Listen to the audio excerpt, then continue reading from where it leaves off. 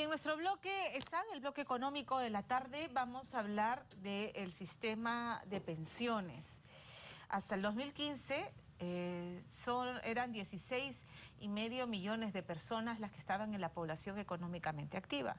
Y de esos casi 17 millones, solamente el 25%, o sea, poco más de 4 millones de personas, aportan algún tipo de sistema, ya sea al privado de pensiones o al sistema público, a la ONP.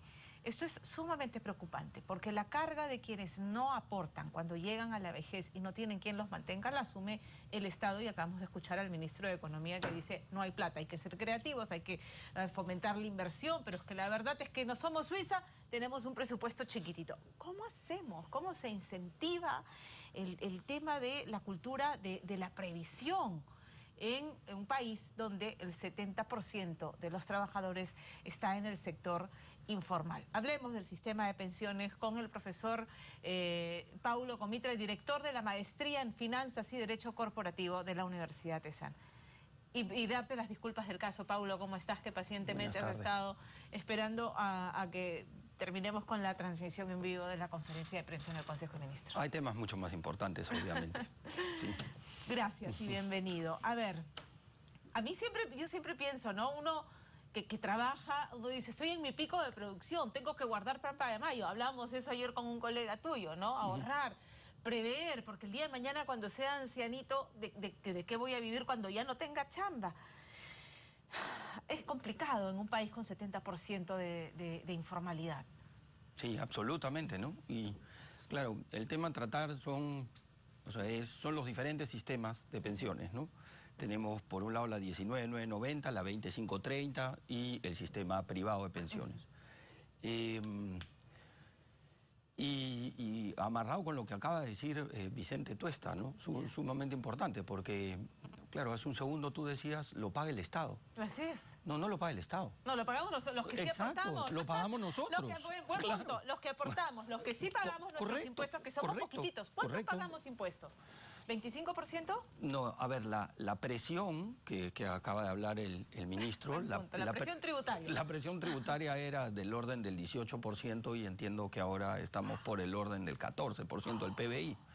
Eso es dramático. Solamente 14% de los peruanos sostienen el aparato estatal. Claro. O sea, la recaudación es el 14% del PBI peruano, ¿no? Entonces, sí, en la Alianza del Pacífico está por el orden del 18%, ¿no? Entonces, él tiene razón, tenemos que recuperar la presión tributaria. Pero claro, la presión tributaria no la podemos recuperar haciendo lo que se ha hecho en el pasado. Crear más impuestos. Ajustar a los que pagan. Así es, ¿no? y crear más impuestos. Tenemos que incorporar a toda esa gente informal que no paga. Tenemos que hacer algo por atraerlos. La semana pasada leíamos a Elmer Cuba que decía que el principal repelente de la formalidad es el sueldo mínimo. Y esa fue la herencia del gobierno de Kuczynski, ¿no? Aumentar el sueldo mínimo en una situación en la que no se estaba generando más empleo, en la que estamos un poco estancados, ¿verdad? Correcto. Y eso supone, para entrar al tema, que el que no está en un trabajo formal no tiene ningún beneficio laboral, por lo pronto no aporta a un sistema previsional. Y claro, y ahí viene otro tema peor, y es que nosotros hemos creado un esquema previsional subsidiado por el Estado que se llama Pensión 65, que hoy día atiende a un número limitado de personas, porque entendíamos que en el tiempo se iba a formalizar mayor cantidad de personas y esas personas iban a tener acceso a una pensión. Pero si no formalizamos, entonces lo único que estamos haciendo es que los beneficiarios de Pensión 65 en el futuro sean más. Claro, es gente que nunca aportó en su vida, que llega a la vejez en términos muy sencillos. Llegó a la vejez y no tiene de qué vivir, porque ni los familiares pueden solventar sus gastos. Correcto. Y se les da la propina de Pensión 65. Sí. Y el otro tema importante es que no hemos cerrado la 2530. Explícanos la 2530, que siempre la escucho, vamos a ponerlas en términos sencillos, por favor. Ok, la 19.990 es el sistema en el cual están los empleados públicos, ¿no? Los servidores públicos, y también están los privados que decidan acogerse a la ONP, ¿no? Entonces están en ese régimen. aportan el 13%, es una pensión de jubilación, supervivencia, bueno, los mismos riesgos de pensión que nosotros conocemos, invalidez, ¿no? Orfandad también. Ok, ahí está la 19,990.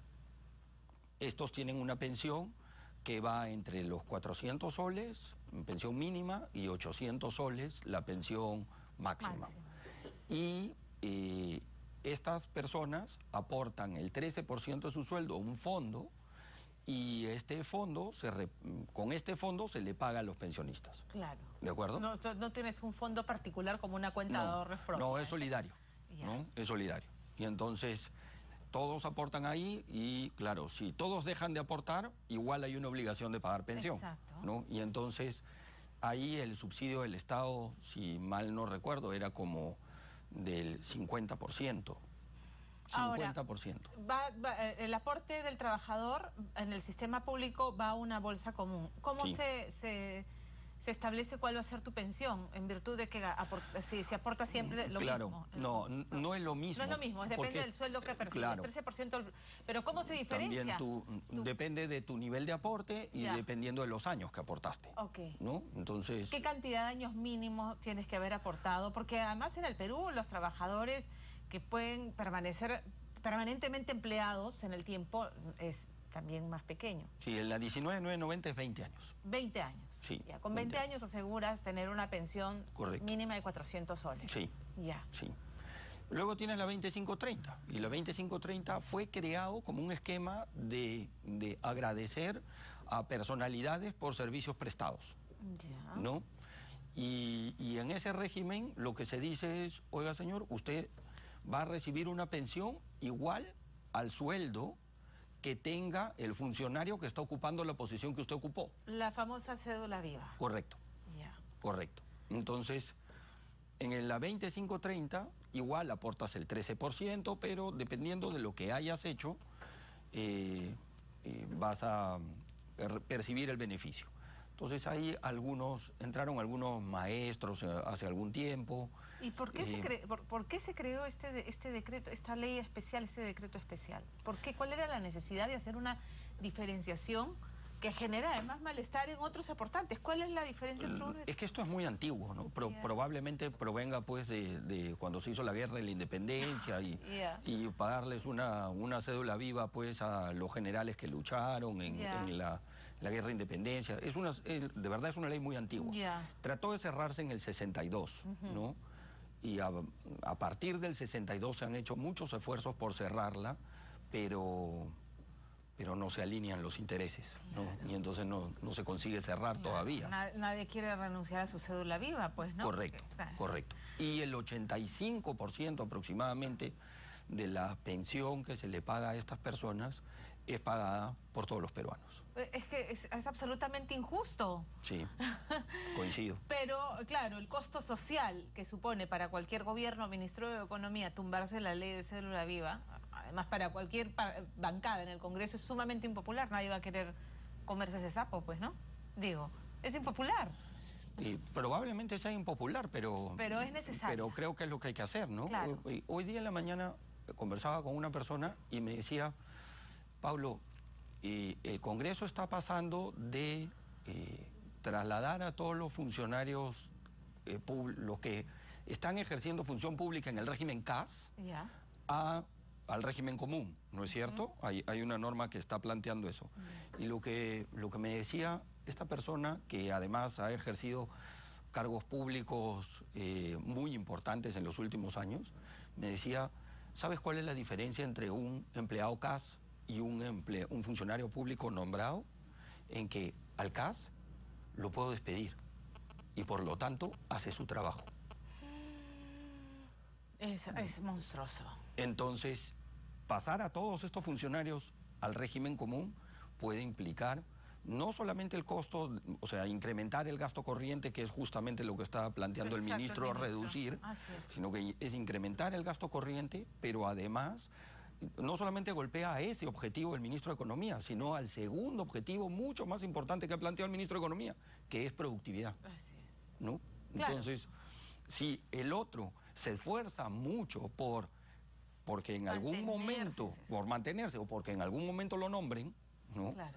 Si pierde ese incentivo, perdemos productividad. Y entonces estamos pasando a los funcionarios públicos a este régimen que nos podría hacer perder competitividad hacia futuro. Entonces creo que ahí tenemos un ejemplo de algo que podría complicar la gestión del ministro Tuesta, ¿no? En el sistema privado, pasemos ahora al sistema privado de pensiones, ¿son cuántos años mínimo que uno debe aportar para tener una...? No. Nada. Nada. No, o sea, tú tienes una cuenta personal, es como una cuenta de banco, que tienes tu aporte, haces tus aportes y por el número, luego te jubilas, y se prorratea y ya recibes tu pensión en función de eso. Eso es. ¿Por qué es tan poco atractivo, incluso hasta para el informal, no tener un sistema previsional, no aportar en un sistema previsional? ¿Por qué?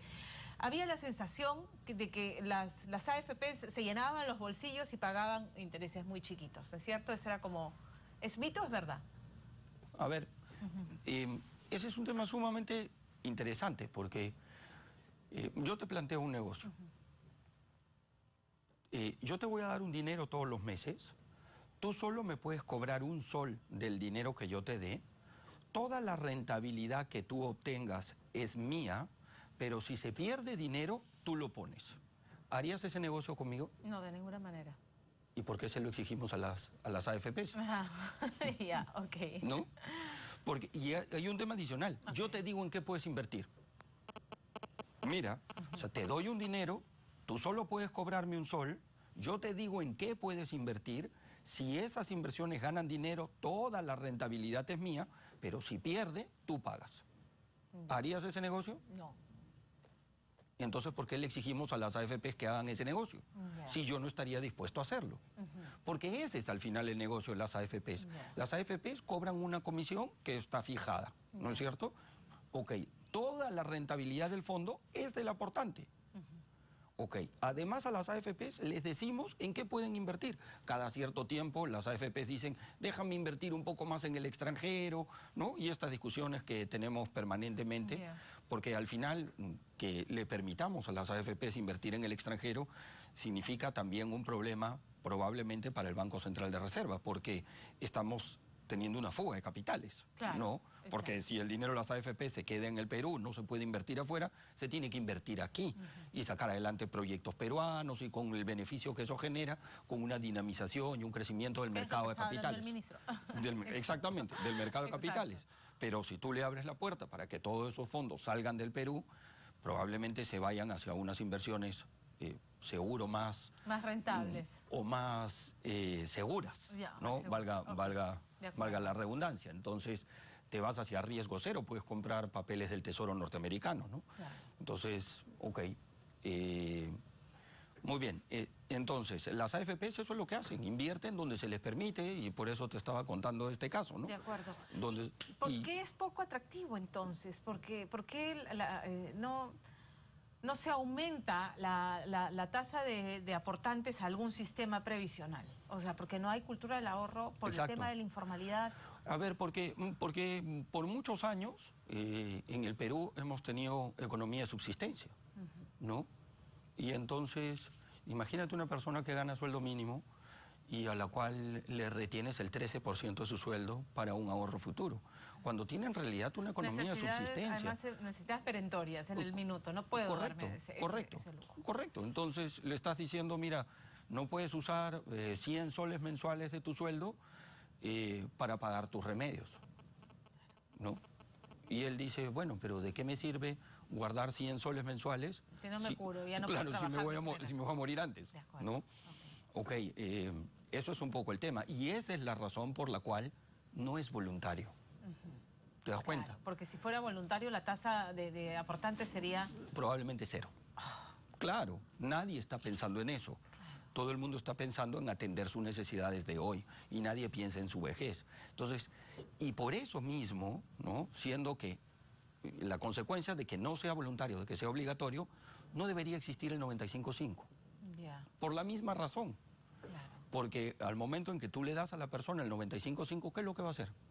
Claro, la va a gastar, pero yo a veces pensaba, pero no es demasiado paternalista pensar que no va a hacer una inversión inteligente, que no va a asesorarse con ese dinero que tiene, porque hasta en eso tiene que entrar el Estado a regular. Pero... A ver, pero hablemos de un caso real. A ver.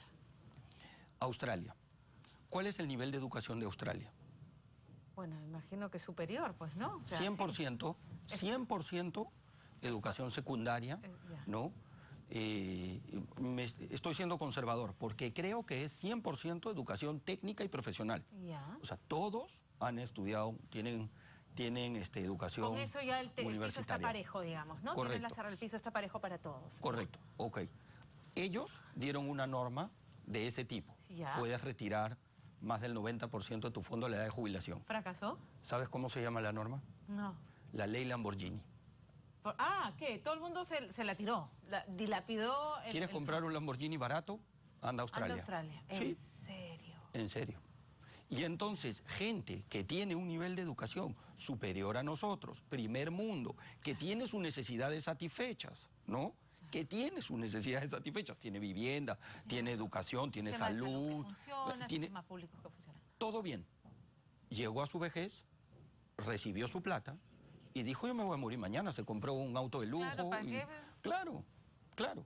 Y hoy día el gobierno australiano tiene un problema, porque esa gente ya no tiene plata, la dilapidó. Y hoy día hay que asistirlos. Correcto.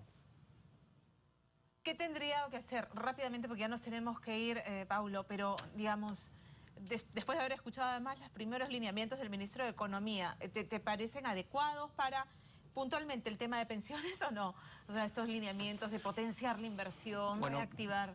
Claro, a ver, mira, yo lo que venía a darte era una descripción del sistema de pensiones. No soy un experto, estoy seguro que hay mucha gente que se desempeña en el sistema de pensiones y que te puede dar algún tema, algunas opiniones o críticas mejores que yo.